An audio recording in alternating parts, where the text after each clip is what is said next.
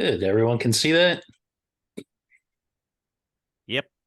Great. Yeah, so today's session is we're going to cover learning to learn. Actually, we're going to cover two things, learning to learn, and we're going to talk about a theory of why certain things are addictive and talk about opponent process theory. But we're going to start off with learning to learn.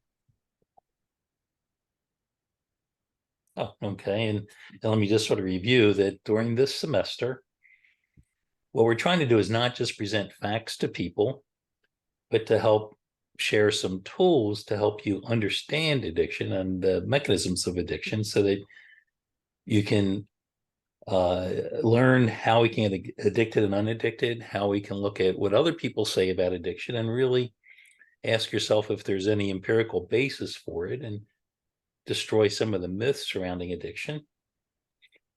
And the bottom line is to give you the tools so that you can exert agency over your own recovery. You can have control over your own recovery. And I hope that as you learn these tools, that you don't just keep it to yourself, but you help teach others and spread the word. So give back.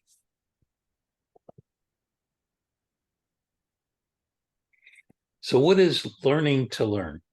So far in the first couple of sessions, we've been talking about learning. So we've talked about instrumental learning, learning how your voluntary responses lead to certain outcomes. We talked about classical conditioning, about how environmental events become associated with important things in the environment. But today we're going to talk about what I call meta learning, or learning how to learn, learning mindsets, if you will. And there's two that I want to go over with you, which is the learned helplessness mindset, or the giving up mindset, and learned mastery, or the growth mindset. It's popularly called growth mindset these days. And we probably won't get a chance to get to it today, but these mindsets have very important implications in terms of how we deal with stress in general. So first, let's talk about learned helplessness. I don't know if many of you have heard about learned helplessness before, but it's a very famous concept that Marty Seligman discovered in the mid-1960s.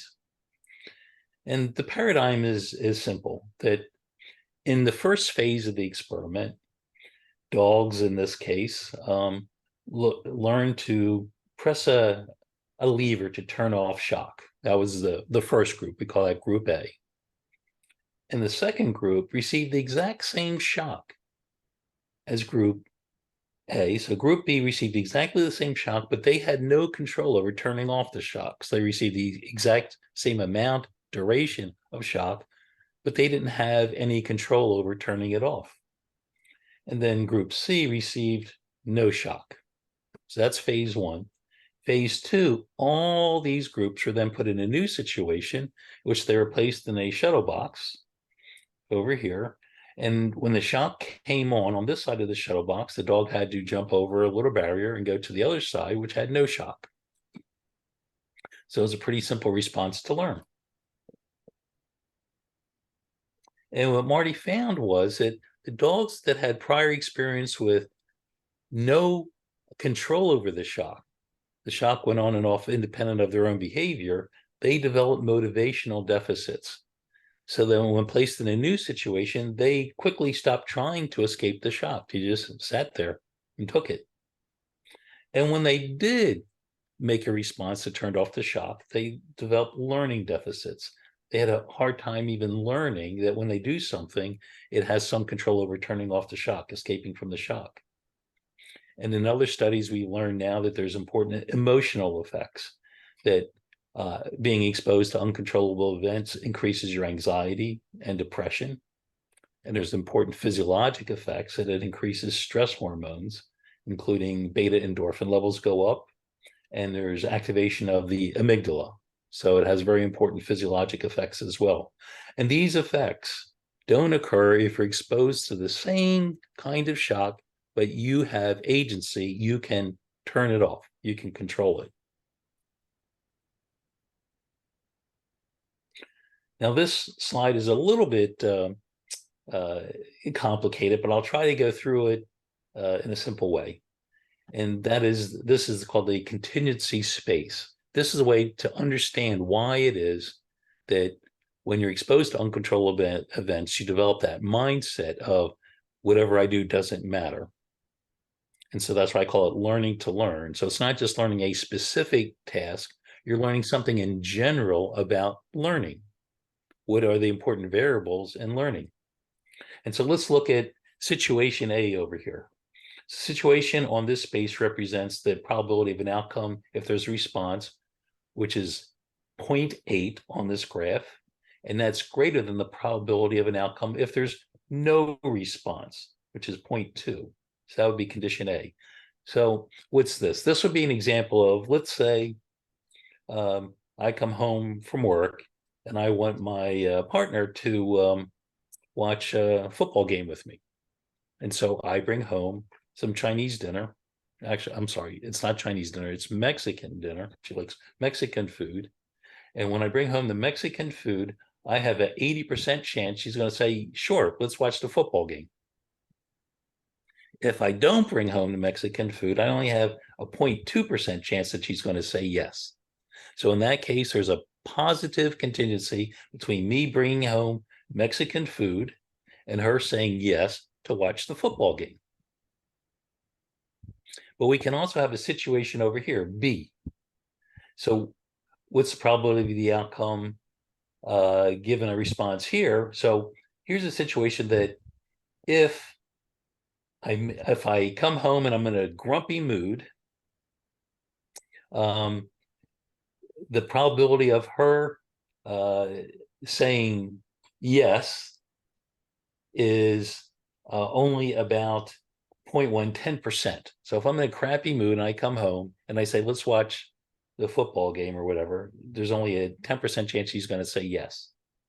But in this situation, if I don't come home in a crappy mood and I'm in a good mood, there's a 70% chance she's going to say yes.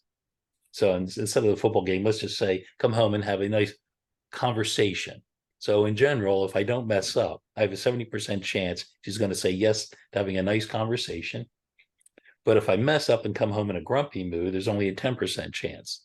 So in this case, we would say that there's a negative contingency between my behavior and the outcome, but it's still under my control. I can mess it up. Here, condition A, I can increase the chance of something good happening. Here, I can decrease the chance of something good happening by my behavior. But the important thing is what happens if we're on that 45-degree line. So let's say, let's have another condition. When I come home, I want her to watch her TV show, watch the Golden Bachelor. So if I come home and give her, bring home Chinese food, she's going to say yes 50% of the time.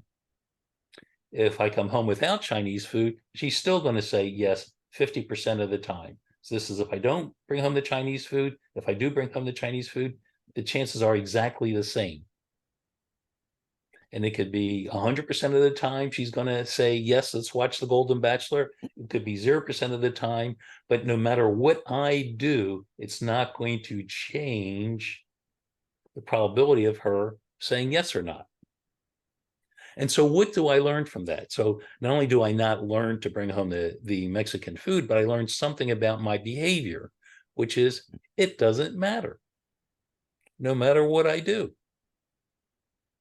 And that not only affects how I deal with watching the Golden Bachelor, but it affects other things in my life. It turns out I could learn this, that maybe I can't control if I'm going to get good grades or not. Maybe I can't control if I'm going to be able to deal with the stress at work. So you can have a sort of a general sense of how much agency do I have in the world, depending on this sense of there are things that I can't control. And we could ask, why does the body have this set up? Why is it important for us to learn to pay attention to things that have a contingency, negative or positive contingency, and to learn to ignore things that don't have a positive or negative contingency. And what I described here for behavior also applies to other external stimuli. Can you imagine all these random things that are going on in our environment? If we had to pay attention to all of them, it would drive us nuts. So our brain learns to ignore the things that are not important and to pay attention to things that have an important predictive value in terms of having important outcomes. So can I interrupt you for a second for Sure. an observation and a question? Okay. Yeah. So my observation is yesterday when we talked about this, I had a misunderstanding. I looked at that line and I saw uncontrollability and automatically thought controllability below the line. And that's not correct. I think what I hear you saying is the white spaces on either side of that line are controllable. It's Yes. that line that's uncontrollable. This is, you can control it by having some behavior. Here you control it by not engaging in the behavior. Okay. All right. So now, and then my question is, I see extinction down there, 0, 0. Can you help me understand this in the context of naltrexone being used in a targeted manner? Yeah. So the person who originally made this, I borrowed this from someone, has extinction as 0. Turns out that's not really extinction. Okay. They don't get the contingency space. Unfortunately, I see this a lot in the literature. Extinction is anywhere along this uncontrollability line. Can you imagine, for example, if I bring home Mexican dinner and I want her to watch The Golden Bachelor, and what I find is it doesn't matter. What do I do with bringing home Mexican food? I stopped doing it. That's extinction. So you don't have to be 0 for extinction. That's a naive understanding of the contingency space. But okay, so it's anywhere on that red line. Anywhere along the red line shows your responses don't matter. Don't matter. So extinction. Anything that you thought you learned about bringing home Mexican food does not apply to watching The Golden Bachelor. No matter how much attention I pay to it. Doesn't matter. Doesn't matter. And this learned helplessness turns out to be really important in terms of understanding a lot of things in the environment right now. For example, children who are exposed to neglect or abuse learn to become helpless. And you can imagine that, particularly if you learn these sorts of ways of looking at the world at a very early age, how it can have profound effects throughout your life. That may be exposed to abuse and neglect as a 5-year-old, you don't feel like studying when you're 12. You don't apply yourself to get good grades. And it can have profound effects in terms of domestic violence. People who have been exposed to violence find that that's something that they cannot control, and that can produce significant symptoms of depression, despair, anxiety. Natural disasters, or even unnatural disasters like wars, can produce learned helplessness.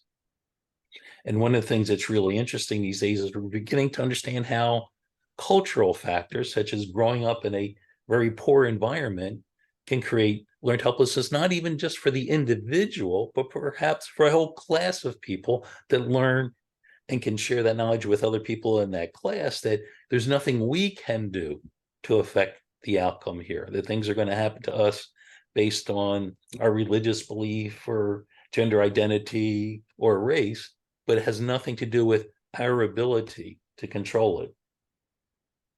So very important to understand learned helplessness. Now I want to turn my attention to the opposite of learned helplessness, or the way out. And that is a phenomenon I call it learned mastery, in which what happens to those rats or dogs or people who are exposed to controllable things in their life. So these are not the dogs that are sheltered, that never get any stress in their life, that never get any shock. These are the dogs that had to persevere, and they learn to turn off the shock. And then this is an experiment I published in 1983, but I actually did in 1970s, in which I first taught rats to turn off electric shock in a Skinner box by pressing a lever. No, I'm sorry, not pressing a lever. In this case, they had to run across in a shuttle box. So in this experiment, they actually ran across in the shuttle box, and then they got either escapable shock, inescapable shock. So there was another rat that was yoked to the rat that had the escapable shock. So they received exactly the same amount of shock, but they had no control over it. And there was a third group, which we call the control here, that had no shock experience at all. And then I put them in a new situation in which they had to press a lever to turn off the shock. But when they pressed the lever, there was a 3-second delay between pressing the lever and the shock going off. So that was a reasonably hard task for the rats to learn. And so the rats that had no shock experience, they were naive with respect to the shock. On day one, I'm sorry, in this experiment, it wasn't to learn a new task. This was just all the rats were then given blocks of inescapable shock. I wanted to see what they would do. So this is the first experiment. And the rats that had no shock, the control rats, the first day they ran around in the shuttle box like crazy. So they looked like the rats who had escape training first.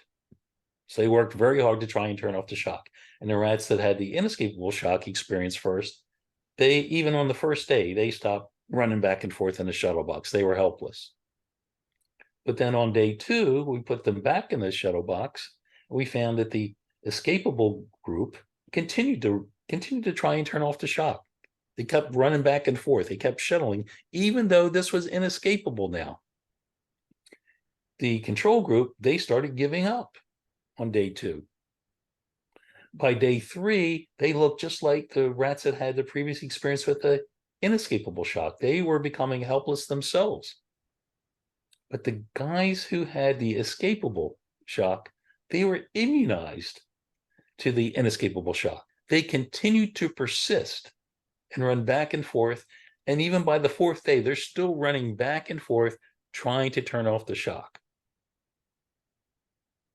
And so there is a very important effect that if your first experience is that you learn to have control, you tend to persist in the face of adversity over a long period of time. So can I ask a question here? Sure.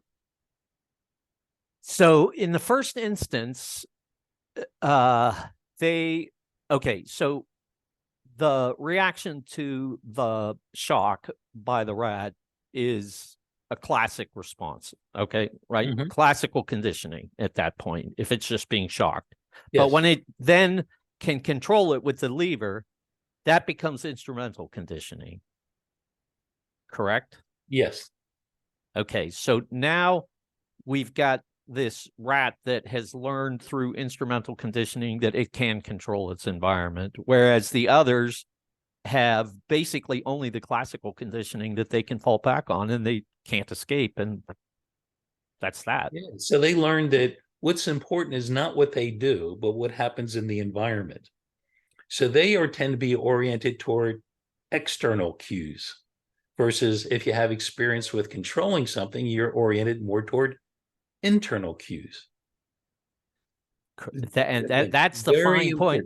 Yeah, yes. So that's the fine point I was really trying to get at, is that this first step was a learned behavior, and that learned behavior inoculated them to some extent to the helplessness in the future. Yes. Yeah, okay. Exactly right. Exactly right. And then this is to show that previous experience with learning something improves your ability to learn new things. So again, either escapable, inescapable shock. And this time they were putting in an environment where they pressed the lever and the shock went off after 3 seconds. So it was a hard task to learn. And the group that had escape training, you can see that they quickly learned to press the lever to turn off the shock. So by trial 6, they were getting pretty good at turning off the shock, and they stayed good. The group that had helplessness training first previous experience with not having control, over 20 trials, they never learned to press the lever to turn off the shock. So even when they did it accidentally, they still didn't learn anything from it. And the group that had control, they had a little trouble learning it, but eventually they caught on. So helplessness training or mastery training can go in two directions. Previous experience with controllable events leads you to be immunized when you find new uncontrollable events. So you continue to persist longer. And if there is something you can do, you're more likely to find a way out. If your first experience is uncontrollable events, you tend to give up in the face of adversity later, and you have a hard time learning even when your responses do matter. And the rats that grow up in an environment where they don't have any challenges and then they face challenges, they're sort of in between those two groups.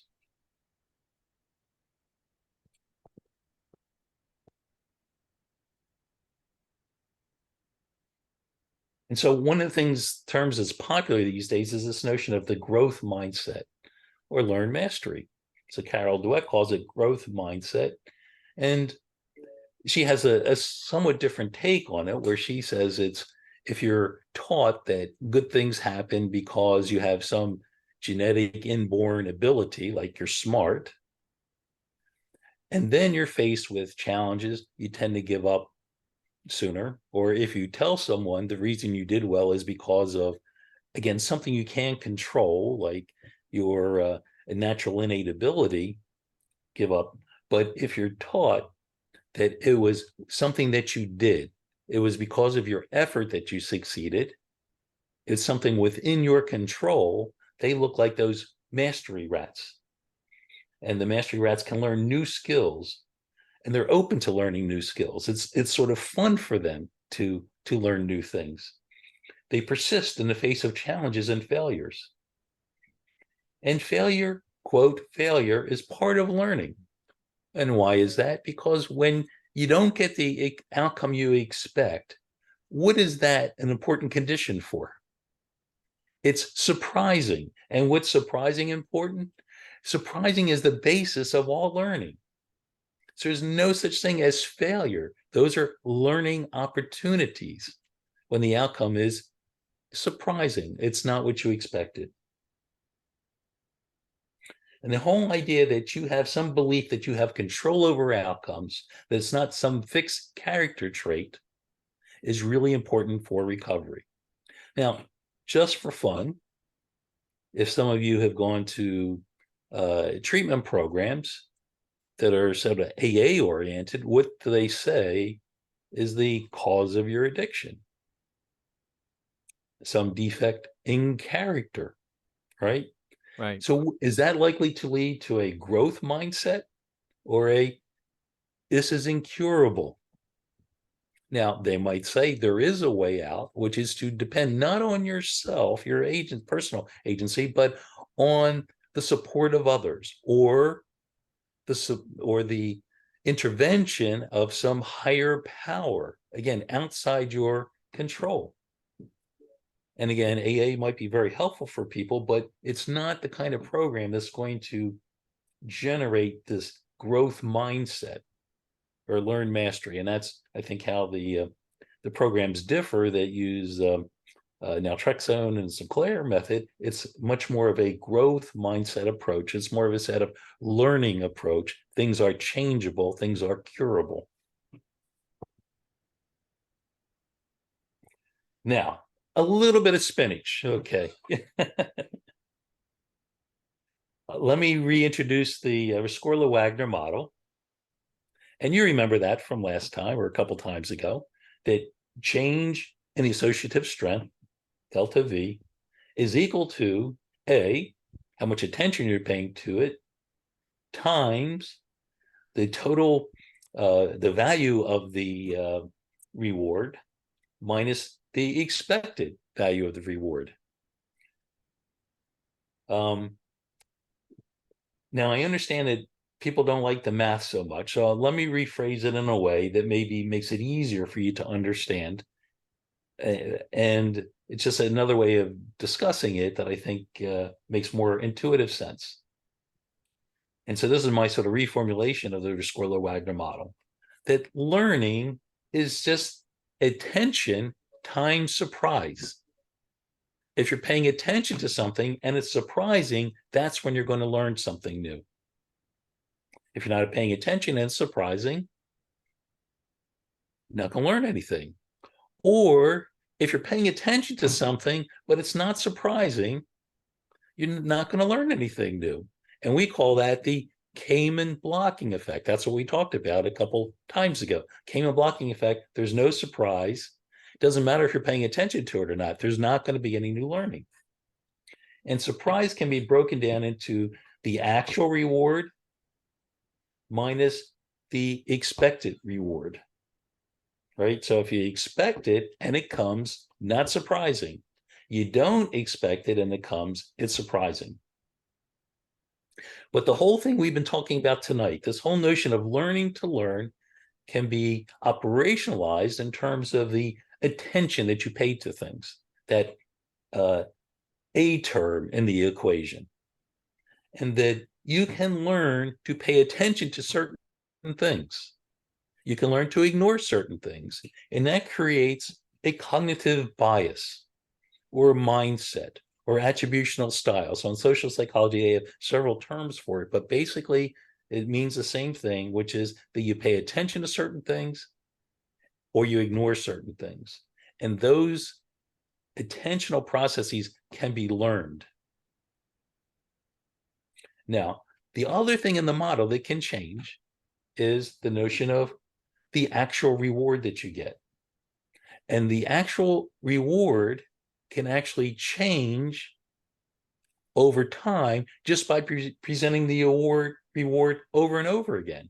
And that's what we're going to talk about, I think, in the next time, which is how there's non-associative processes that are going on when you present a reward over and over again. So the other thing, surprise and attention, relates to learning to learn. The next process we're going to talk about is a non-associative process, which is what happens over time when you present a important event over and over again. How do you feel about it? How does it affect you? So this would be a good time to take a break and go through any questions people might have. Excellent. So I'm going to start it off myself and say, or ask the question, presumably you have to learn how to have a growth mindset, because this is all learning here. So how does one go about doing that? So again, you can hear Carol Dweck talk about it. I listened to what's his name, Andrew Huberman. I listened to him again the other day, and he has some really good suggestions. So there's a lot of good suggestions how to do it. But basically, if you're a teacher or a parent and you want your children to learn growth mindsets, what you do is when you give them feedback about some outcome, what you do is you say, you worked very hard for that. Not when they bring home A's, you don't say, oh, you're really smart. You have great God-given ability. And that's, as parents, sometimes we have a natural reaction, say, oh, look at these great grades. Look how smart you are.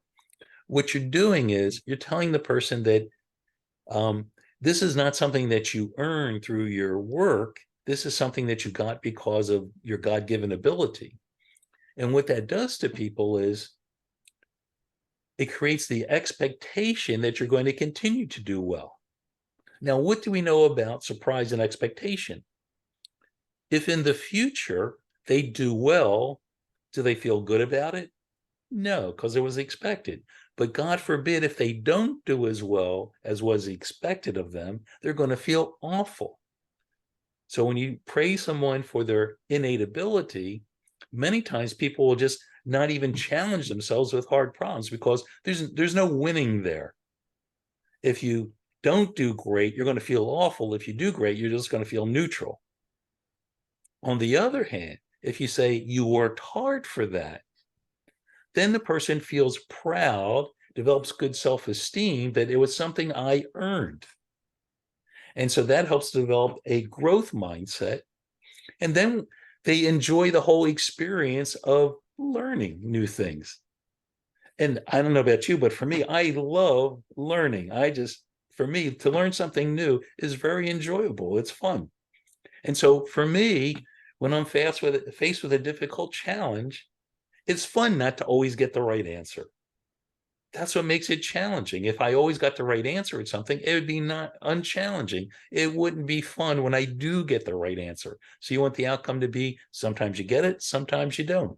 But the important thing is that when I get it, I feel good about it because it was something that I did. So presumably, so language obviously is very, very important. And presumably that language, if it's self-talk, is equally important. Mm-hmm. How you speak to yourself in terms of the persistence versus being smart, for example, is over time, I would imagine you develop a neural network that is, because of neuroplasticity, is more biased than towards learning new things. Yeah, exactly right. As again, all these things that we talk about with learning are ultimately reflected in changes in the brain. And we've talked about that before, that the brain is very flexible for learning new things, especially as you're young. It's incredibly flexible. As you get older, there's still some flexibility in there. So there's still hope. But the brain is a very flexible organ. That's, I think, from my perspective, what makes humans different from other animals is that that we can learn over time. We don't have to keep making the same mistake over and over again. For other species, their wiring is so innate, so reflexive that uh, they keep making the same mistakes. Now, ultimately, the animals that make stupid decisions and don't survive and pass on their genes, the gene pool may learn to modify their behavior over time, but that individual organism doesn't. But humans, you can. It's like evolution uh, over a single lifetime that you can evolve your thinking. We had a question from Katie, and Katie, I'm going to just turn it over to you if you want to ask, because it wasn't clear. You were asking if Dr. V could give some real life examples, and I'm not sure real life examples at what point you were referring to. So I'm going to ask you to ask the Yeah, and question. I think you kind of did answer it. I was just having a hard time kind of grasping the experiments you were doing with the rats and the ones that kind of had the different environments and essentially learned helplessness. And I'm just wondering if there's kind of real life examples you could give to help this cement in. And I'm thinking about the people who, for example, go on the Sinclair method and just really struggle with it and can't kind of cross over to that growth mindset. Maybe they've been defeated their whole life with it, or they're just, their motivation seems to be kind of at a low place. So I guess my question is kind of just asking for real life examples with what you were just talking about with the kind of different types of rats and the experiments you were doing. Yeah, I mean, I try to give people a sense of control in everything I do. Even when I work as a physician and I'm working with patients, I invite people to participate in decisions that uh, affect them. So when I talk to people, I'll often give them options. We can do this, we can do it that way. Here's my opinion of what to do. But ultimately, they're making the decision what to do. And and then if the decision turns out to be a good one and works for them, great. But if it doesn't, there's no I told you so or anything like that. It's what can we learn from that?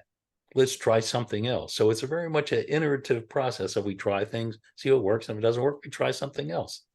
And that's what creates that sort of growth mindset of there's no judgment. You should have known better. You should do this. And I find that's a better way to motivate people and get them to be more have a agency for their own recovery as opposed to just depending on me to tell them what they're supposed to do. I mean, if you look at the theme of this course, I'm trying not to tell people what to do. And I think for some people that's kind of frustrating because you expect doctor's going to come in and tell you what to do. And by not doing that, we turn off a couple of people, but for the people who are here, you're going to learn the tools so that you can figure out what to do. So you can understand the issue and figure out what to do, or we can even have a conversation using the tools and figure out together what's the best way to approach this. So taking this back to TSM, then one of the issues that happens a lot of times when we talk about it in previous sessions is non-compliance. Okay. And one of the things that non-compliance goes to is this abstinence violation effect. The screw it, I'm gonna might as well just go for it.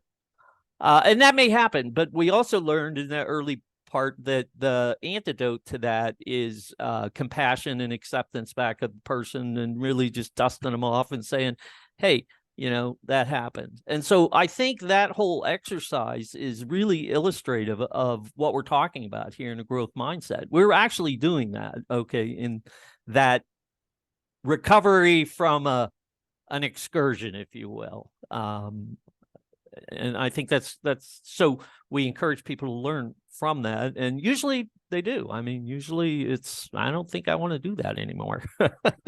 Yeah, I'm really impressed with this group that, you know, that I've run into, because people are incredibly supportive, and especially supportive if people are struggling. I remember when I started to learn to treat people with addictions, I would go to programs and they would say, this person relapsed, and by relapse, it means they had one drink.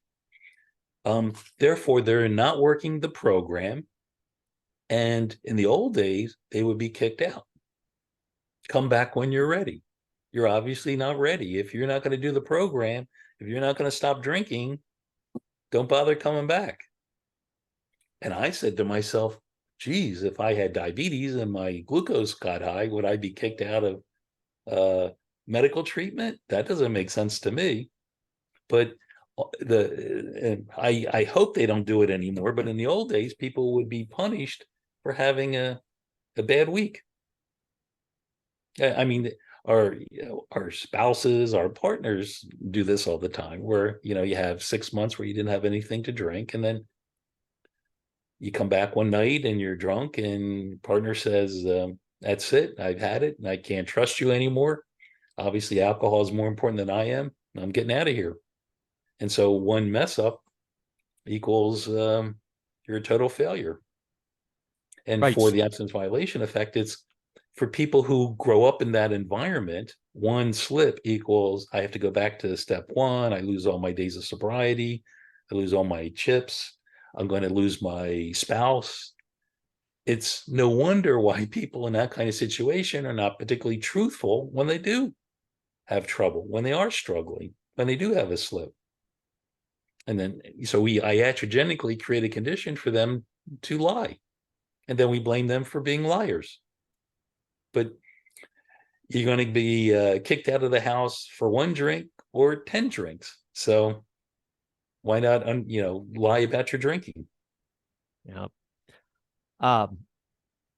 And I guess what that really says is, regardless of what other people are saying around you, if you happen to have a excursion of non-compliance, accept it as a learning experience. That's the most important real takeaway, I think, here.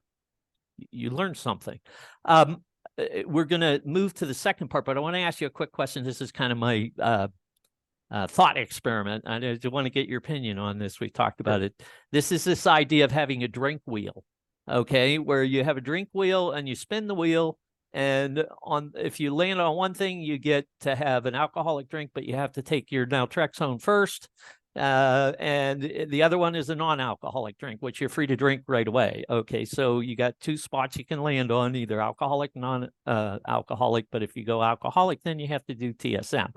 Now, after the first spin in 60 to 90 minutes that you've waited, you can have your alcoholic drink, and then you spin again and you can have another alcoholic drink if you want, or you can have a non-alcoholic drink. Okay.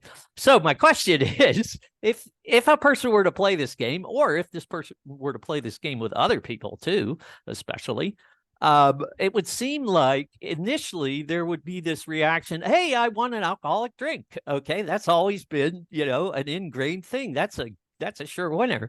And then I take my naltrexone. Would I be like twice as disappointed now because I won that drink and I had an even higher, expectation? Or what could it lead to? Quicker extinction is my question. I think that's a really interesting question. I agree with you. If someone has an expectation that this time I'm going to be able to get the buzz, I'll be able to get the high, and then they don't get the buzz, that would be very surprising. If something is very surprising, better learning. That's what the Wagner-Scorla model would say. Right.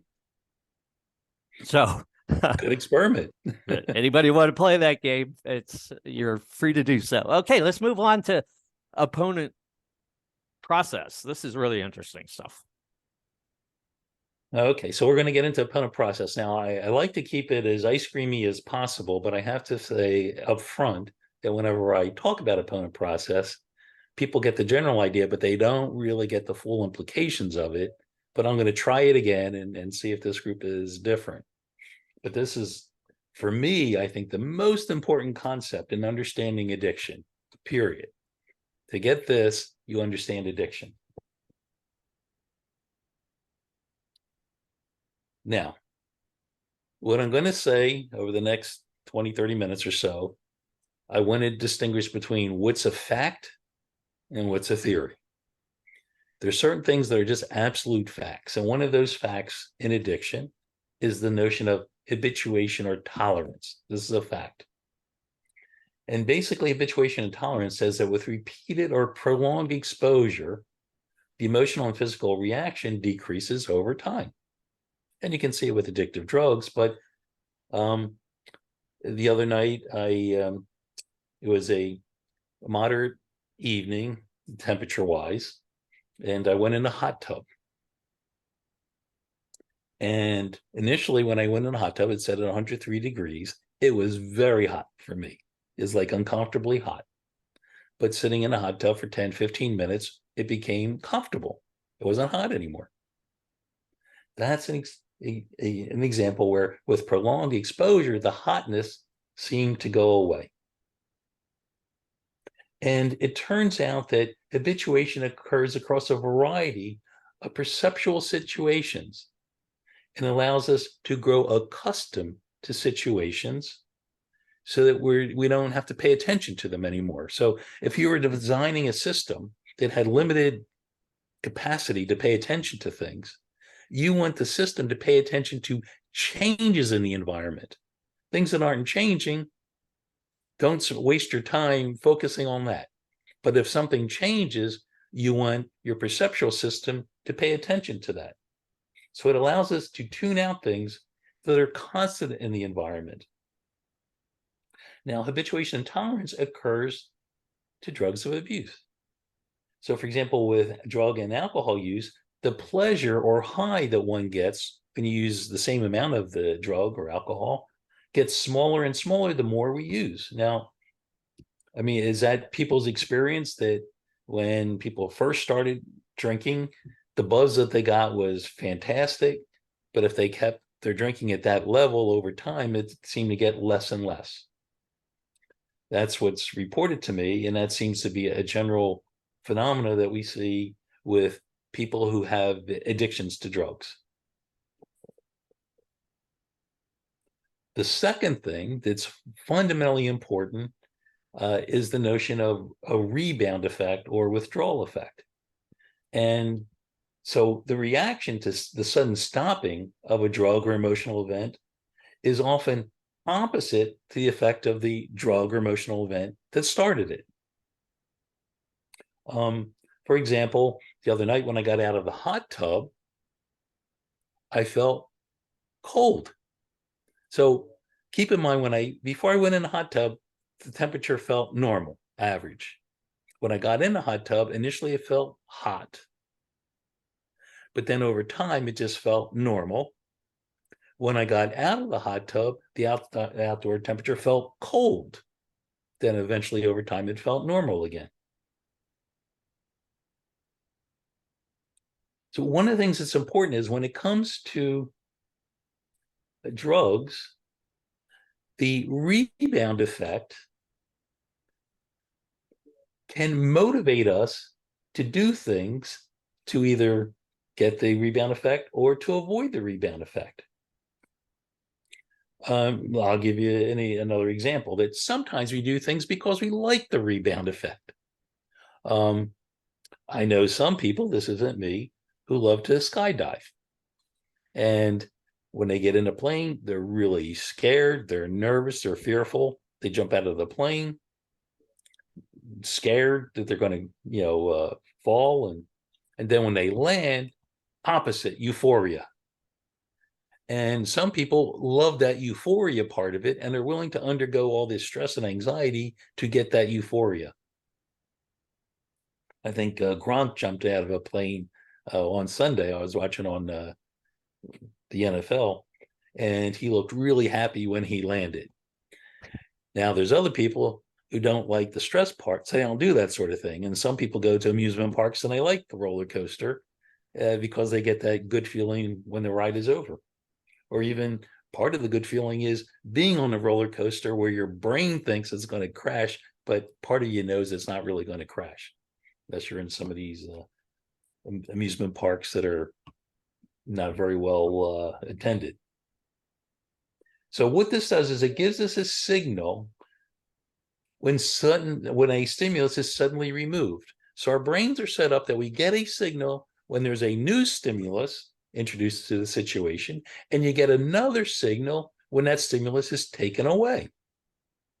You get two signals. When it's been around for a long time, you stop paying attention to it. And the other thing that we see with withdrawal is the withdrawal reaction tends to get larger the more and longer we're exposed to a drug or an emotional event. So you tend to get a bigger rebound when something is really important, and you tend to get a bigger rebound when something important in your life has been around for a long time and then taken away. So is that reasonably clear? Does that make some sense to people? Yes, that definitely makes sense. That you're describing withdrawal. And so for drugs that cause addiction, the withdrawal can start at different times for different kinds of drugs. So for example, for opiates, you can start to get the withdrawal reaction between 6 hours and 2 days. So that's usually in the order of hours from your last opiate use to when you start getting withdrawal. For benzodiazepines, particularly for the longer acting benzodiazepines, the withdrawal may not kick in for 2 to 7 days after the last dose. And that usually peaks at around 2 weeks. So one is hours, one is weeks. Alcohol is in between. So that usually kicks in from 6 days to 2 days, but usually it's lasts about 3 to 4, 5, 7 days where you have the withdrawal reaction when you stop drinking alcohol. Cocaine is a fast one, kicks in right away, and it's gone after a day or two. Methamphetamine, again, is a longer acting stimulant, so that withdrawal starts within 24 hours, and that can last for 7 to 10 days. So the general principle is the drugs that leave your system quickly produce a withdrawal more quickly, and usually more intensely. When it's a drug that leaves your system quickly, usually withdrawal is even more intense than when something leaves your system more gradually.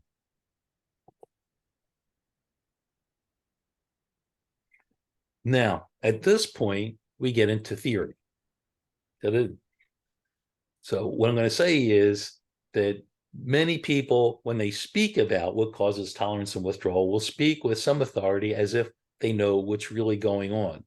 And I can tell you that there isn't very good data to explain what causes tolerance and withdrawal. But I can tell you some of the physiologic mechanisms that people have explained, have expressed. So one notion is that the receptors downregulate. So if you stimulate something at a very high level for a long period of time, the receptors for it will downregulate, so you'll become less sensitive to it.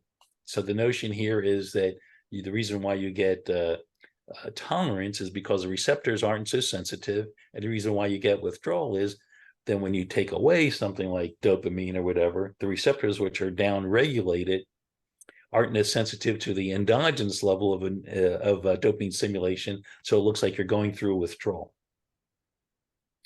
Another theory is when you're exposed to a lot of a stimulus, that your body just sort of exhausts itself of that neurotransmitter, or that neuronal system just exhausts itself, so it gets tired, and that's what produces the tolerance. And then the withdrawal is, well, you have a system that's exhausted and can't respond to normal events, so you go through a rebound effect. And then some people believe that there's a resetting of the set point, that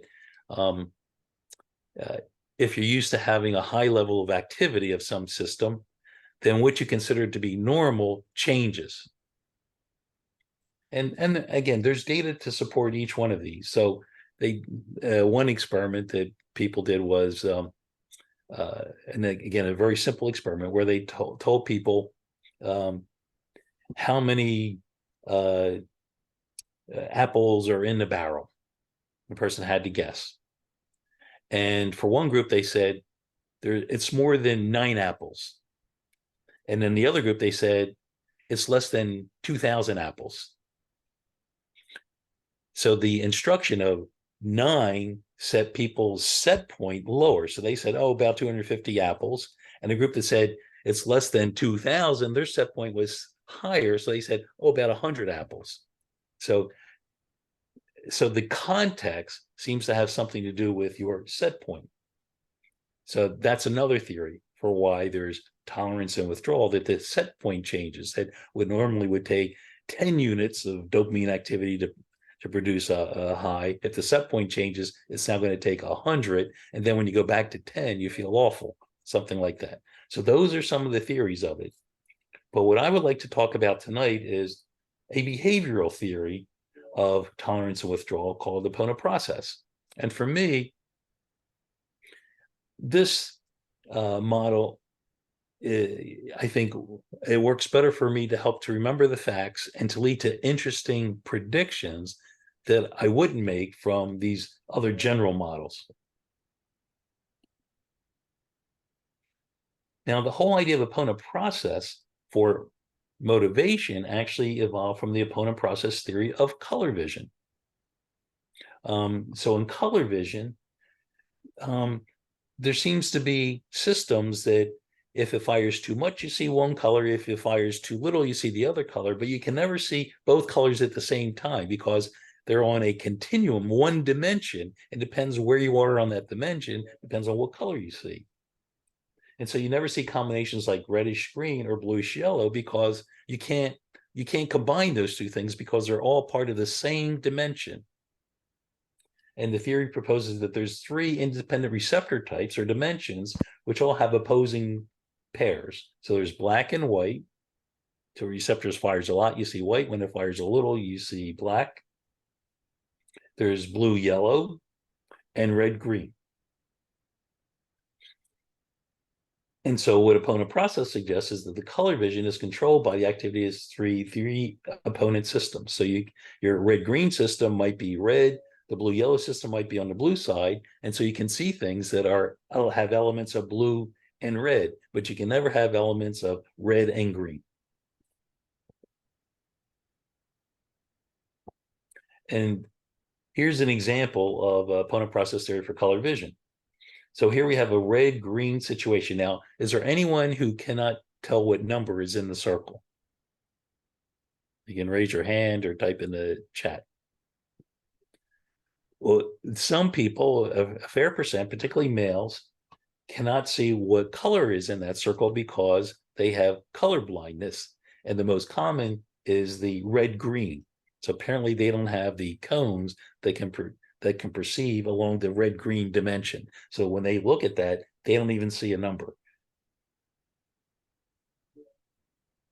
But if you stare at that long enough, your rods and cones will habituate to it. And so instead of seeing red and green, it will gradually fade to gray. And the cool thing is then if you look at a white background, you'll see the opposite. So instead of a green background and red 9, you will see a green 9 and a red background. Now, why is all this important? Well, I like to tell a little story about this guy, Richard Solomon. So Richard Solomon, I think, was one of the greatest behavioral scientists that ever lived. And I had the pleasure of working with him a bit. So on Thursdays at 1 o'clock, he would have a seminar in his office. And it was an incredibly exciting seminar because people would come in with novel ideas. And he very much sort of fostered that growth mindset. He was non-judgmental. He asked people, to come up with their wildest ideas, and he would support them. And then he would say, well, can you do an experiment to test it and come back with the data? But the people who attended the meeting, and the people who attended reads like a who's who in the psychological literature. So remember Robert Rescorla, he used to go to that seminar.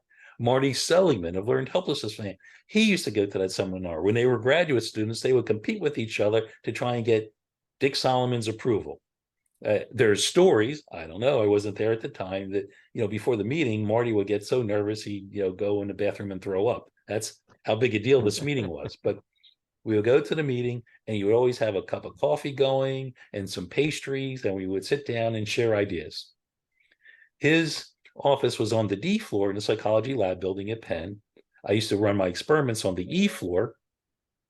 So I would come down, and even though he wasn't my thesis advisor, I just had to attend his seminar. And anyway, there was another professor on the D floor, Leo Hurwicz, who studied color vision. And sometimes other faculty members will come to this meeting. And so Leo Hurwicz showed up, and he was talking about color vision. Dick Solomon had the idea, this opponent process for color vision might have something to do with acquired motivation. And remember, Dick Solomon was doing all these experiments to show how a conditioned stimulus, a cue, can motivate instrumental behaviors. So he was looking at the interaction between classical conditioning, instrumental learning, and how classical conditioning can motivate instrumental behavior. So he was interested in acquired motivation. And he said, this is interesting. Maybe there's some opponent process stuff going on with things that are pleasurable. And so he has this quote in the paper that he wrote called Opponent Process, Theory of Acquired Motivation, The Cost of Pleasure and the Benefits of Pain. And this is from Plato. How strange would appear to be this thing that men call pleasure, and how curiously it is related to what is thought to be its opposite, pain. The two will never be found together in a man, and yet if you seek the one and obtain it, you're almost always bound to get the other as well, just as though they are both attached to one and the same head. Whenever the one is found, the other follows up behind. What a beautiful explanation of opponent process, that the two don't occur at the same time because they oppose each other. They're part of the same system. But when you have an exaggeration of one side, when that goes away, you're going to have an exaggeration of the other side.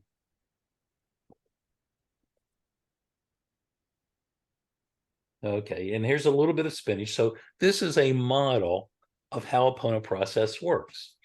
So the green would represent if someone was to get an infusion of a drug, so it'd be a square wave input, what would be the response to that? So there's two systems. There's an A process and a B process that work to oppose each other. So the A process would be what we normally think of when we take a drug. So suppose this drug produces pleasure. So you go on a dose, you stay on the same dose, and then at that point you stop. What's your experience? When you first take the drug, it gets into your system, so that there's a phase in which it ramps up, and then you hit a plateau. And then when you stop the drug, then the drug is metabolized and leaves your system, so it goes down. So this represents what the body is doing with the drug.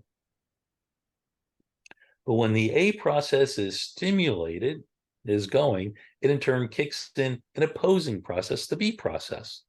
And so when this is stimulated, oops, sorry, yikes, let me go back. The opposing process starts to kick in, and then that gradually goes away. And what's your perception of the event? What is it that you actually feel?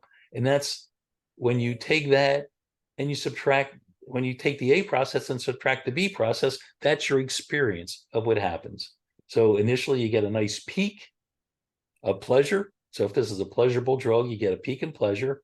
Over time, it sort of habituates, not quite as pleasurable.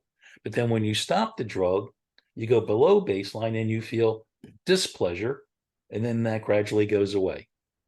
So if we go back to the Plato quote, it's not quite accurate, right? Because the quote says that where we find pleasure, we won't find pain. Where we find pain, we won't find pleasure. But what this really says is that they're basically there in tandem, but one is outweighing the other at one point. Yeah. So the way Plato really sees it is like the black line at the bottom. Okay. Yes. Yeah. He doesn't break it into the two parts. Okay. Right. Yes. But that's what's really, this is the nuance that's important to understand, is that we feel what the black line, but what's going on in theory, in this theory, is the blue and the red. Yes. Yes, Okay. exactly right. So in principle, it should be possible, if you could block the B process, that this is what you would actually feel, the A process, if you took the drug. Or if you block the A process, this is theoretically what you would feel. But by blocking the A process, you're not going to have a signal to get the B process going. So if you block the A process, you're not even going to get a B process, right? Because the input into the B process is the A. And this will be important in a minute. This will be really important. Are people getting the idea? What does naltrexone do? There you go. What does naltrexone do? Naltrexone is going to block that A process, which prevents the triggering of the B. And then, so you drink the alcohol. If the B process is the withdrawal, is the craving, what should happen to craving if you block the A process? It should go away. It should go away. This is all non-associative, right? There's no learning here. There's no extinction. Yeah, to take it back to your hot tub example, all of that went on, all that feeling, the perception of the temperature changes, which in fact, the temperature never changed, okay, in each of those instances. It was your body's perception of the temperature. The difference really was what it was registering, okay? That is an association that has nothing to do with learning. There was no learning in that. I mean, you could learn from that. Hey, that was too hot to go into, or I shouldn't get out when it's so cold. So getting into the tub or not getting in the tub is instrumental behavior. Right. That's learned. Voluntary, right. And to repeat, instrumental is voluntary learned behavior, whereas classical is just the response that you would normally get. So this is classical, basically, in that sense. This is non-associative. It happens automatically. And if I have trained myself so well to know that this is going to happen, this A-B process is going to happen,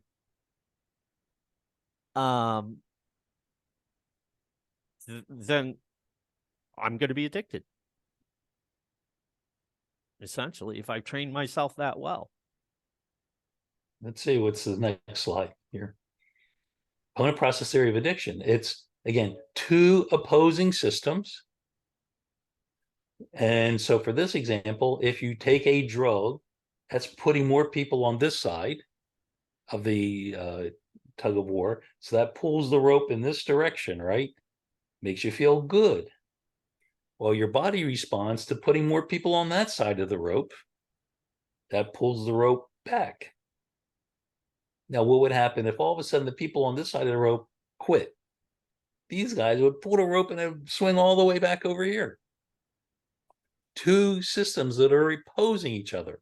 Those other biological models that I presented, it's only one system adapting to the drug. Here, there's two independent systems that are pulling at each other. And I won't suggest a final exam question of how would you distinguish between those two models. That's a little bit complicated, but maybe you could think about it. How could you tell if it was two systems or one system just adapting? And now, let's put it all together. How does the opponent process system lead to that addictive cycle? Remember, that's the cardinal feature of addiction, is that cycle where use begets more use. So initially, when you use a drug that's pleasurable, the instrumental behavior or the voluntary choice is rewarded by the pleasurable effects of the drug. And we call that positive reinforcement. And that would be true if the drug was addictive. It'd also be true if you're pressing a lever to get a food pellet. That's simple positive reinforcement. The behavior, voluntary behavior, is rewarded by something pleasurable. But this is what distinguishes natural reinforcers, natural rewards, which rewards are that are addictive. When the drug wears off, when you stop eating the food pellet, you don't go through withdrawal. When you stop smoking crack cocaine, you go through withdrawal. That sets up an opposing state. So instead of pleasure, you have pain, or craving would be probably a better word. That you have craving. You feel bad, at least initially. You may not be craving the drug because you don't understand why you feel bad. You just feel crappy. But then if the person gets the idea, what if I take the drug again? Will that take away the pain? And if you do that, the behavior, the instrumental behavior, is now rewarded by taking away the pain. So what happens when a behavior is rewarded by taking away something bad? We call that negative reinforcement.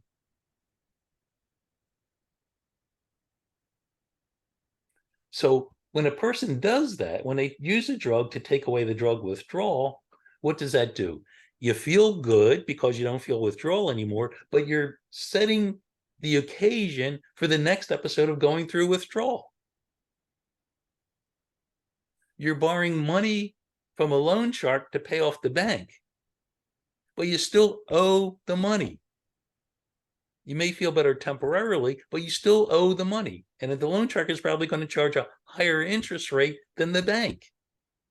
So eventually the loan shark is going to come after you for the money. But what are you going to do then? Well, you can keep trying to borrow money, steal money, whatever you do, but eventually you have to pay back the loan.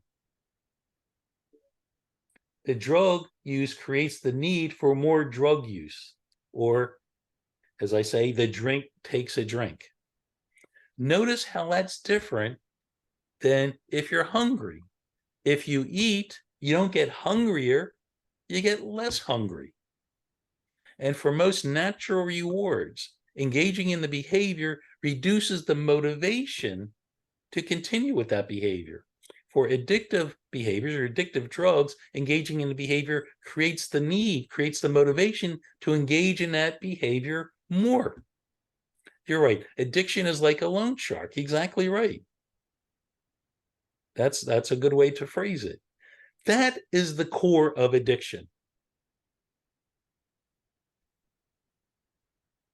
And just to put a really fine point on it, at some stage, that cycle of understanding that by redosing on whatever the drug of choice is will take away the pain becomes automated.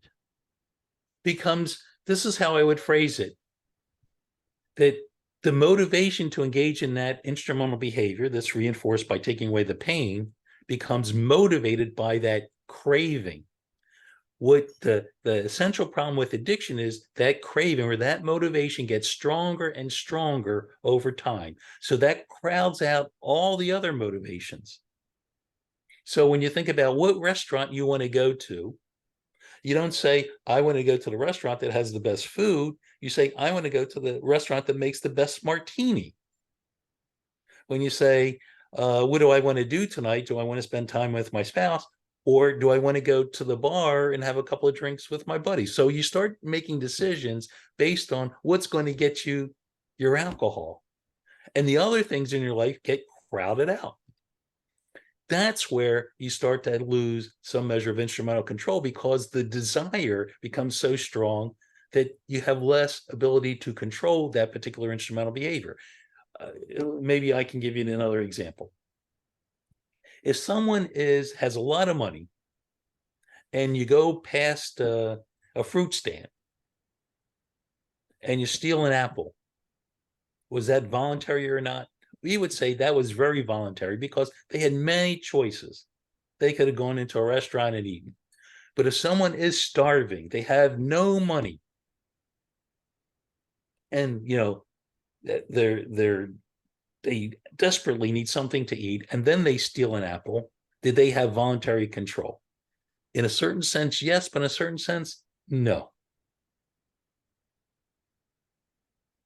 And that's what it's like, I believe, when you have addiction. It's like you're starving. And for people who are not starving, they don't get it. They don't understand why the alcohol is so important to you, why you stopped at the bar instead of coming home. Yeah, because they're equating that to a real voluntary decision. And at some point, this becomes out of control. A voluntary decision assumes you have a choice. You can do A or B, and so you choose whatever. But if you have no options, there's only one thing you can do to survive. Do you have voluntary control? In a certain sense, yes. It's your instrumental behavior. It's your skeletal muscles making them move. But do you have control if your body's responding as if this is the only option that I have? And until you get that, you don't understand addiction. If you get that, you understand addiction. People who don't have addictions, I believe, don't get that. And that's why they'll say, why did you do this? What the hell is wrong with you? Right. And we even ask ourselves that, because we don't understand addiction, but now we do. So now we can be better on ourselves because we understand that. Yeah. You didn't feel as if you had a choice because your motivational system got, if you will, hijacked by the addiction. And now, this is important. Based on everything that we said, what is alcohol? Why is it rewarding? And it turns out it has two important pharmacologic effects. One is alcohol can stimulate the release of endorphins, which in turn stimulates dopamine release. Now, this process I call the short loop because it helps explain why 3 drinks turns into 6 drinks. So when you drink the alcohol, you get endorphin release. That in turn stimulates dopamine activity. That gives you that feeling of euphoria, high pleasure, increased energy, increased motivation. You're all jacked up. And you want to keep that feeling going. But if you stop drinking, then it starts to dissipate, and then you just tend to get more tired. And so to keep that feeling going, you have to go back and keep drinking. So after 3 drinks, sometimes the craving for the 4th drink is higher than the craving for the very first drink. So that's when a person intends to only have 1 or 2 drinks, but doesn't leave the bar until they have 6 or 7. That's that effect, endorphins and dopamine. And that tends to occur in just some people, because not everyone gets that endorphin effect. Probably in the United States, only about 20% of people get that effect. And that tends to occur in people who have a strong family history for drinking, people who often started drinking early in life, people who have this often will tell me they can remember the very first time they drank. It just felt really good. That's one group of people who have problems with alcohol use disorder. But alcohol has another important effect, and that is it can act as a sedative. So it helps people sleep, it reduces arousal, it just sort of depresses everything. This is a long loop, a slow process. And this helps explain why a few drinks a day can turn into excessive daily drinking. Different pattern. Just about everyone gets the sedative effects from alcohol. So this can occur in anyone. So during the pandemic, people started having 1 or 2 drinks. And then since they didn't have to go into work, they started drinking during the day. And by the end of the pandemic, or it hasn't ended yet, but by the time they had to start going back to work, they were used to drinking 4 or 5 drinks a day. And how did this happen? How did it creep up like this? And that's because your body adapts to the sedative effects of the alcohol. And then when you don't have the alcohol, you feel an overactive nervous system, which you can take away by redosing on alcohol. So 2 different paths. Now, sometimes people start off with the first path, where they binge drink. But then they do enough binge drinking that they can turn into the second path as well. So people can have 1, they could have 2, or they could have 1 and 2. Now, guess where you think naltrexone works. Naltrexone blocks the pleasure associated with drinking. So just like Sinclair said, it produces pharmacologic extinction of the drinking response or the instrumental response. Does that. Now, I think naltrexone has a couple other effects, that it can reduce craving, or it can reduce the conditioned response to cues associated with drinking. That's not pharmacologic extinction. That's a direct effect of naltrexone blocking the physiologic response to cues. But naltrexone can also block the initiation of the addictive cycle, that non-associative process that we talked about.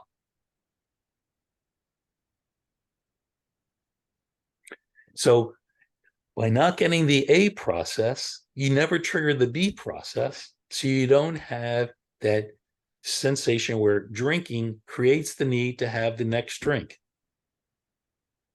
Is that the case for both 1 and 2? No. So, because it only does it for endorphins. So it blocks the short loop, not the long loop. Naltrexone does not block the ability of alcohol to relieve the physiologic withdrawal or the long addictive cycle. Doesn't block that. And so if you drink to reduce the physical withdrawal symptoms, that neurologic hyperactivity, if you will, the drinking behavior still works. Negative reinforcement continues to be rewarded. So what's the solution? Well, let me do one more slide and then we'll get to the solution. How does naltrexone not work for AUD? It does not block the ability of alcohol to relieve the physiologic withdrawal or the long addictive cycle. So for people who drink alcohol to reduce physical withdrawal symptoms, drinking behavior will continue to be rewarded, no extinction. Now, how is this relevant? And I see this every day when I look at people's messages on Reddit or even in the Discord group. They will say, yeah, I usually have about 10, 20 drinks a day. And so I started doing the Sinclair method, which is great because I can still drink. And I take the naltrexone faithfully before each drinking session. And I find that over the past 6 months, there's been a 20% reduction in my drinking. So I'm doing good. And I would say 6 months, 1 year, why is a person still drinking? And it may be because they're still getting some effect from the alcohol, because if they were to stop all at once, they would go through withdrawal. Now, this is interesting, and I should have put the quote up, but in preparation for tonight's seminar with Joe, I was looking at some research that actually David Sinclair wrote, and I don't know if I still have the paper up somewhere, but he said in his paper, and this paper was written in like 1988 or somewhere around there, that he believed that you need to engage in drinking behavior, take the naltrexone first, have to engage in a drinking behavior for extinction to occur. Otherwise, naltrexone doesn't work. That's what he said. And he said, I went and visited Volpicelli's group. Now, Volpicelli's group was Volpicelli. I don't know who else was in the group, but he said, I visited Volpicelli's group, and he thinks it has to do with some non-associative bullshit, and he's wrong. And then he did this experiment where he shoved alcohol down rats' throats with a NG tube and showed that nalmefene didn't block extinction. Said he's wrong. So it's great. So I've been having this debate for about 30 years now. And David's not around to defend himself, but you guys are. But this is why I think naltrexone works best in a context in which you detoxify someone first, and then you use the naltrexone to prevent the person from getting back on that addictive cycle. Having said that, I can imagine that there's some people who take naltrexone and find that they can moderate their drinking easier when they take the naltrexone. And so they can gradually come in for a nice soft landing with the detox, because they slowly over time reduce their drinking so they don't have the terrible withdrawal. But now they have control over their drinking, so that, they can say, tonight I'm going to have 10, then I'll have 9, then 8, then 7, and I can gradually come down and avoid the terrible withdrawal. So I still think it's possible. And there's plenty of stories of people out there who've done exactly that. So I think it's possible, but I also think it's possible that some people might find that that's too frustratingly slow, or just not have any luck with it. And for those folks, I would say you need to do something that can help you with the withdrawal symptoms. And what might that look like? There are medicines that can help reduce withdrawal symptoms. There's nothing like naltrexone that I know that blocks the appearance of the withdrawal. The best thing we can do is give you medicines that moderate the effect of the withdrawal. So there's medicines that can help you feel less withdrawal symptoms and tolerate the withdrawal easier. So anyway, so let me stop now and see if there's any questions. So just to recap that, what you're saying is that it's a tricky business to try to manage the withdrawal versus the negative reinforcement that you're actually getting from the alcohol vis-a-vis that withdrawal. And that a faster path could be doing a detox, and that detox could be at home in a safe, manner. Doesn't have to be public in a rehab or anything like. You don't have to do all that stuff. Yeah. Okay. But that by breaking that, you go a long way towards, stopping that negative reinforcement. Yes. Okay. We got some questions out there. Matthew, you had a question on, I believe it was on a couple of co-occurring disorders. Yes. You want to go ahead and ask that question, or do you want me to just go ahead and ask it for you? You can unmute yourself. And I when I asked the question, I was under the impression that this was one of your talks with Dr. Volpicelli. So I just gathered from your talking that, sorry, I just missed the first 15 minutes of this, so I didn't understand. So my question was that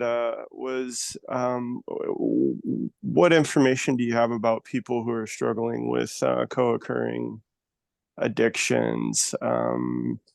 in the example of somebody struggling with alcohol, but maybe also could, I get the sense that some people may come to our support groups really wanting to spearhead their problem or multiple problems, primarily with drinking, but maybe also aren't uh, able to, or feel like they can share maybe about some other issue that they're struggling with.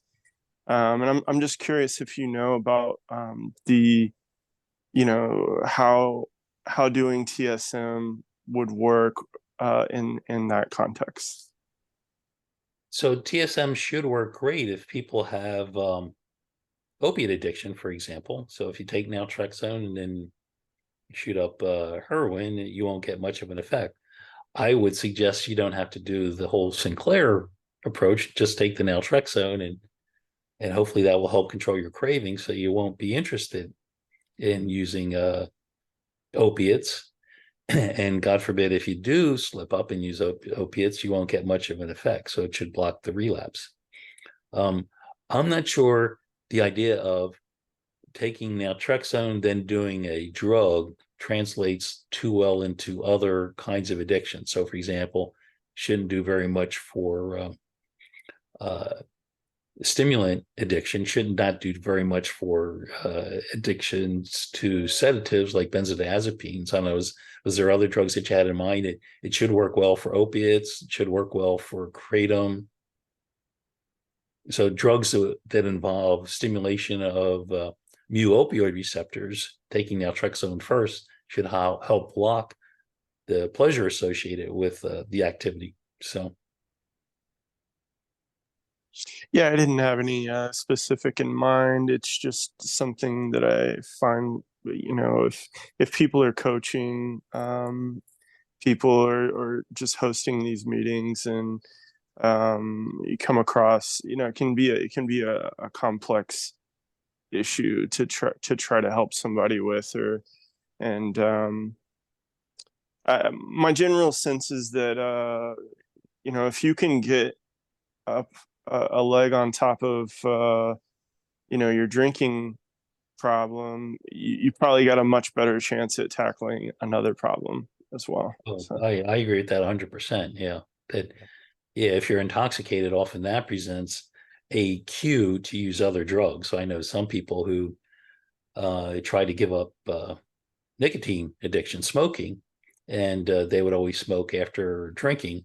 And when they got the drinking under control, they stopped smoking as well. So yeah, so we can look at different individual issues like that. Now, I would distinguish also between the Sinclair method of doing naltrexone first, then engaging in the drug, versus just using naltrexone, because there is some data that naltrexone by itself can help with craving for other addictions, including some behavioral addictions like gambling and such. But I don't know of anyone who uses the particular Sinclair method that you take naltrexone and then you force yourself to do gambling to see if that helps with your gambling addiction. It's mostly you just take the naltrexone and hopefully that reduces your craving to want to go gamble. Great. Stephanie, you had a question. You want to go ahead and ask it, or do you want me to ask it? Well, this is Stephanie. Hey, Dr. V, thank you so much for everything you're doing. Every once in a while I have a panic attack when I hear you talk about it. Just seems like it's saying that it may not work for someone like me. So I am someone who maybe has been drinking a bottle of wine, and since I've been on TSM, it's gone down. In fact, I go a couple of days sometimes without drinking. Oh, do great. I need to have a detox in order? It's just concerning me a little bit. Let me ask you, so the withdrawal for alcohol should show up within a day of stopping to drink. So the question would be, do you start having withdrawal symptoms if you go a day without drinking? You describe sometimes the withdrawal symptoms almost being kind of an anxiety. And yeah. sometimes when I'm not drinking, I'm thinking, okay, I need to be drinking. I'm bored. I feel kind of anxious, but then I don't drink and I'm fine, and then maybe the next day I do, or 2 days later. Does that mean, is that indicative of withdrawal symptoms? So when you feel nervous or anxious and you drink, does that reduce your anxiety? Oh yeah, for sure. Okay. So the alcohol would still be rewarding to you because it takes away a negative feeling. Then the question would be, if you take naltrexone first and drink, will that take away your anxiety? I don't know. Yeah. So if it does, you can check this next time you do it. Then that means the alcohol drinking is still being reinforced because of alcohol's sedative effects, as opposed to alcohol's effects on the endorphin system. And of course, the way to get after it is we need to figure out another way of dealing with the anxiety symptoms rather than using alcohol. So is there a set amount of days that I can try to abstain and then? Mm-hmm.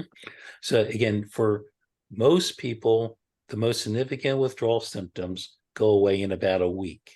But there are some people who have what's called protracted alcohol withdrawal symptoms, or a pause, where it can last for weeks or even months. So I don't know if you would fit in that category.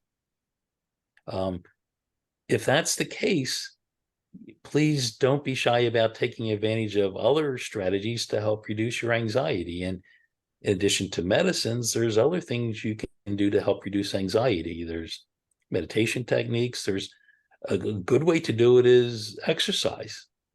There's plenty of data to show that people feel less anxious after they exercise. So if you could develop other ways of dealing with the anxiety without using alcohol, then that will help break that cycle where the alcohol is still reinforced because it takes away the negative state of anxiety. The other question I typically ask people who notice an association between drinking and anxiety is, did the anxiety come first or did the alcohol come first? What would you say is the case for you, Stephanie? You mean in my history, my life? Yeah. I think the alcohol came first, and just Got it. the not drinking kind of, it just creates sort of a, oh, what am I supposed to be doing? A Yeah. nervousness. Yeah. Yeah. So from everything we said today, it would suggest that for you, and again, I'm not giving medical advice tonight, not my patient, but if you could find another way of taking away the what I call the long loop, those kinds of withdrawal symptoms, I think you would go a long way to getting a better effect with using naltrexone. Okay. So a week is a good place to start? A week would be a good place to start, but start when you don't feel that agitation or anxiety. Start when you feel fine. Okay. All right. And Thank then you take very the much. naltrexone. And again, you could take it in a targeted way, or you can take it in a daily way. Normally, what I suggest for people that's a little bit different than the typical Sinclair method is that you want to give your body a chance to recover, to get all those neurotransmitters, the excitatory neurotransmitters, to have them sort of calm down. So usually I suggest that if you do want to go back to drinking in a targeted way, at least give your body like a month with no alcohol. And then if you want to go back to trying targeted, you can do that. But to get all the neurotransmitters to come back to normal, if you will, I would probably give yourself about a month. Thank you. I appreciate it. Sure. That being said, Joe, there's a lot of people out there that are going to just say that's just not something I can even contemplate. Yeah. That mountain is too big to climb. Well, I'm in favor of taking the steps and getting there at a pace that you can do it. Yeah, I wanted to ask this question about that. Is, in your experience, does people, so you had said that basically this is a narrowing of motivation. Okay, it's a narrowing of your focus and your motivation to one thing. Do you find that as people get more clarity, that motivation starts to expand? Yes. And then you can really start to capitalize on that. That's the beauty of recovery. That people start finding other things in life that give them pleasure. Right. So there's a bit of blind faith that people just have to understand, that there are going to be changes that are going to be happening that you're not going to be aware of, that'll be positive. But Yes. if we get back to Wagner Rescorla, okay, we should be mindful and trying to pay attention to find those little surprises as they Yes. happen. Yes, exactly. All righty. Well, I think we're kind of coming out at the end of our time. I want to see if there's any questions I missed. I don't think I missed any. Does anybody have any questions, further comments that you would like to make? I hope folks feel like they got a little ice cream tonight. I certainly did. Next Thursday is Thanksgiving, so everyone gets turkey and ice cream and pumpkin pie. I won't be here because I'll be enjoying the pumpkin pie, but I feel like we can get together in 2 weeks, and I think we can still have a couple more sessions before the holidays and see where we are. Right. And I will be in Mexico, but I'm going to be there the day before Wednesday. So I'm going to see if I can get good Wi-Fi. I think I probably will. And if that's the case on Thursday, I'll just have a regular meetup for anybody that's full of turkey. Let me see. We got 2 more messages here. Maybe. Nope. Just thank you. So I'd just like to ask you all to unmute yourselves and to give your thanks to Dr. V for another great evening. Thank you, Joe. Thank you. Thank you. Thanks, Thank you, Dr. V. Thank you, Good to Dr. see you. V. Thank Good you. night. Okay. Good night. Good night, all.